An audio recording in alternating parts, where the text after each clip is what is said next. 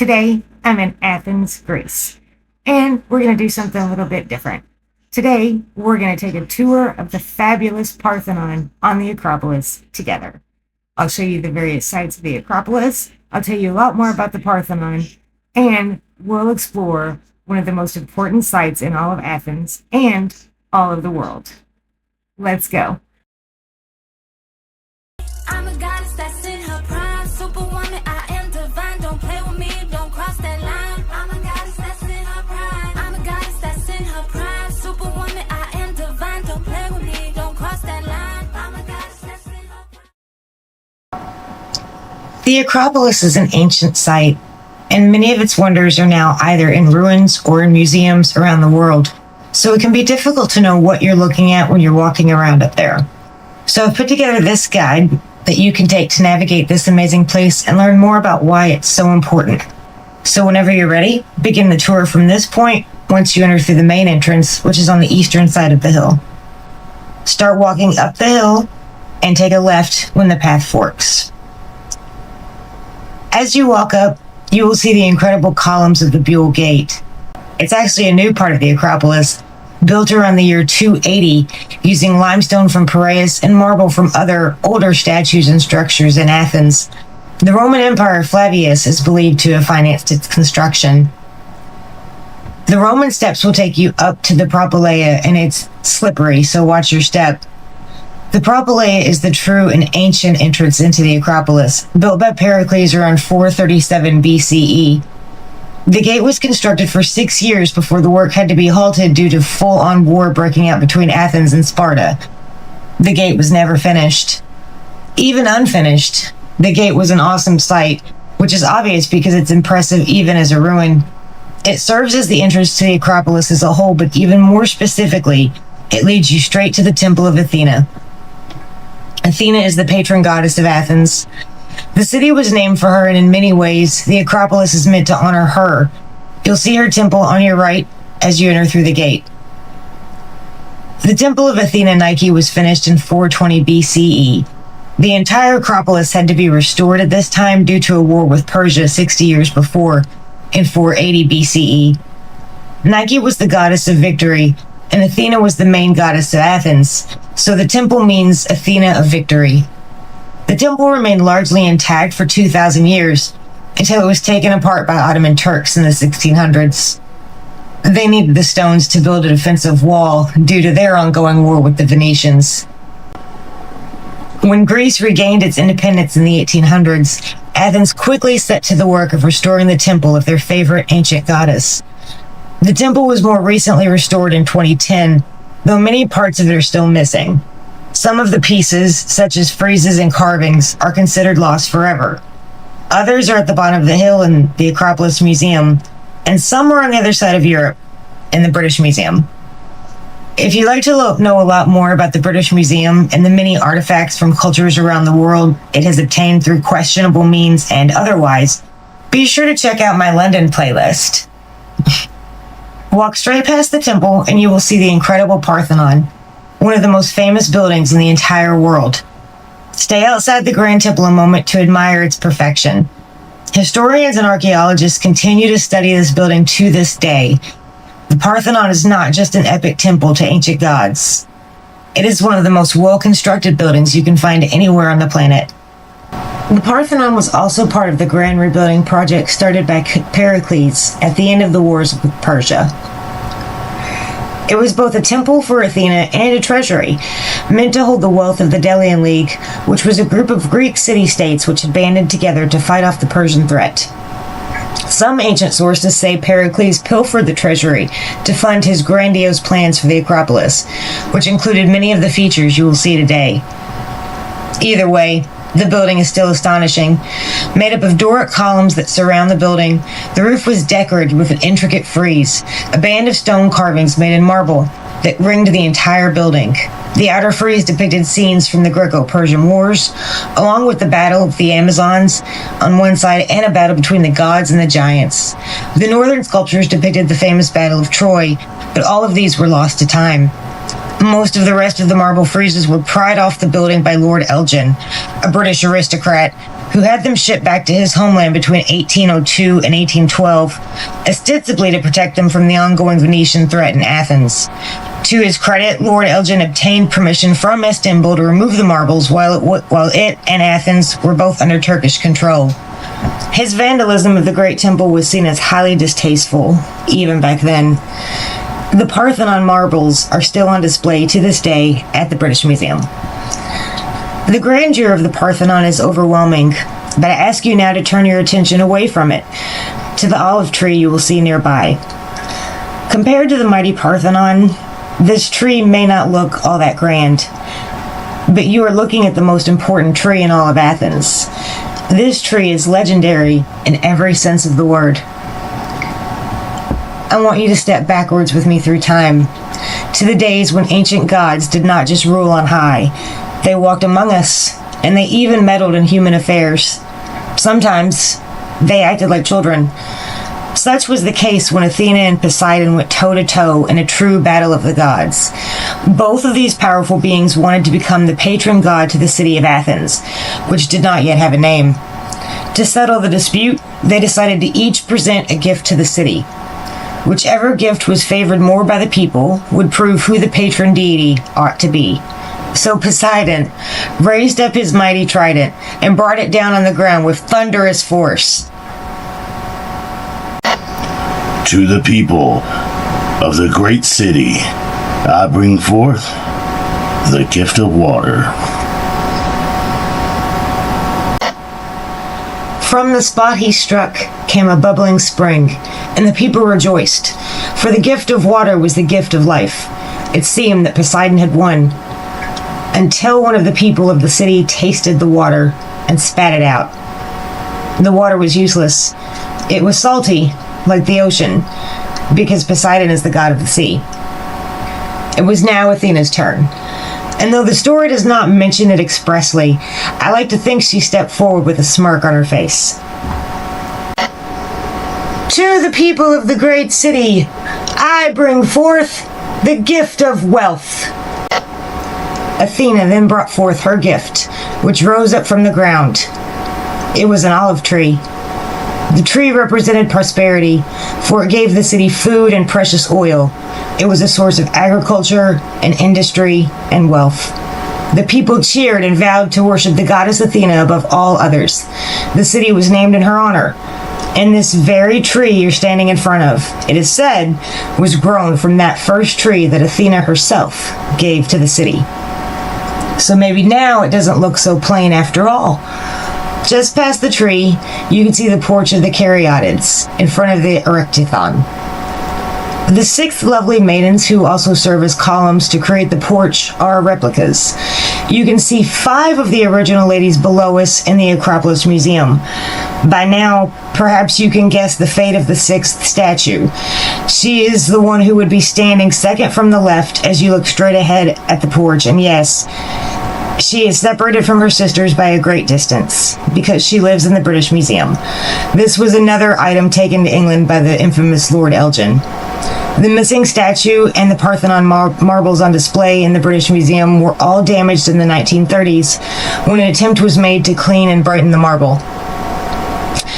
Caria was a Greek city-state that joined the Persians, not the Greeks, during the Greco-Persian Wars. Once Persia was defeated, the other Greek city-states rose up against Caria to punish the city for its treachery. The city was sacked and destroyed. All the male citizens were killed, and all the women were enslaved. That is why these maidens are tasked with supporting the building. They are serving on an eternal sentence. Caryatids literally translates to maidens of Caria. They're the first thing you see of the Erectathon, which was built to replace the ancient temple of Athena that was destroyed by the Persians. The building you see now was built to honor Athena, of course, along with Poseidon, Erectithus, Hephaestos, and Butes. Inside, there were sculptures depicting scenes from the argument between Poseidon and Athena. The sculptures also retold the story of the gifts given to the city and Athena's triumph in that regard. The building was surrounded by a gorgeous frieze made in marble and gray limestone depicting various gods and goddesses. On the roof were the 6 heads of the maidens holding up the porch. 5 of these heads are on display in the museum below us, Well, the head of the missing core is found at the British Museum, along with her body. There is not much left of this famed building today, for reasons I will explain. But during its long life, the Parthenon has served as several kinds of places of worship. It began its life as a way to honor the Greek gods and goddesses, specifically Athena. The inner frieze of the building was carved with images of people worshiping her.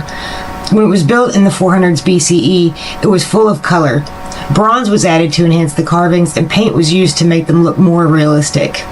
There was also an enormous golden statue of Athena at the western end of the temple, which originally had an inner room created by columns. The Greco-Persian Wars were a series of long and intense conflicts that brought the Greek city-states together to attempt to defeat their common foe.